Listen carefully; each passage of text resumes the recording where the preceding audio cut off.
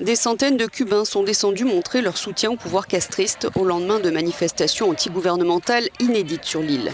Ils ont donc répondu à l'appel du président Miguel Díaz-Canel.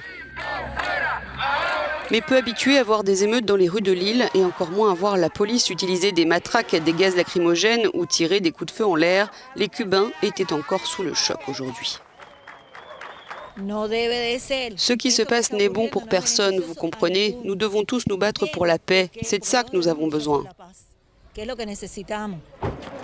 Après les milliers de Cubains descendus spontanément dans les rues dimanche pour dire leur ras-le-bol des pénuries de nourriture et de médicaments, leur colère face aux coupures d'électricité quotidiennes qui durent parfois 6 heures, comment le gouvernement cubain va-t-il faire redescendre la tension ?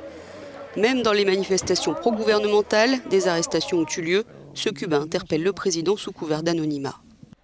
Je ne sais pas ce qui se passe avec le président Díaz-Canel. Honnêtement, il est trop tendu avec la crise du Covid et le blocus économique. Vous comprenez ?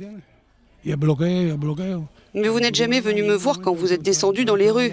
Donnez-leur à manger, donnez à manger au peuple. On vit la plus grande crise qu'a jamais traversée Cuba.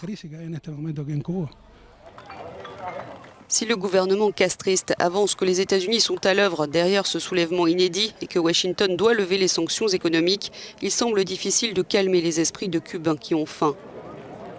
D'autant que le malaise social est effectivement majoré par la pandémie de coronavirus.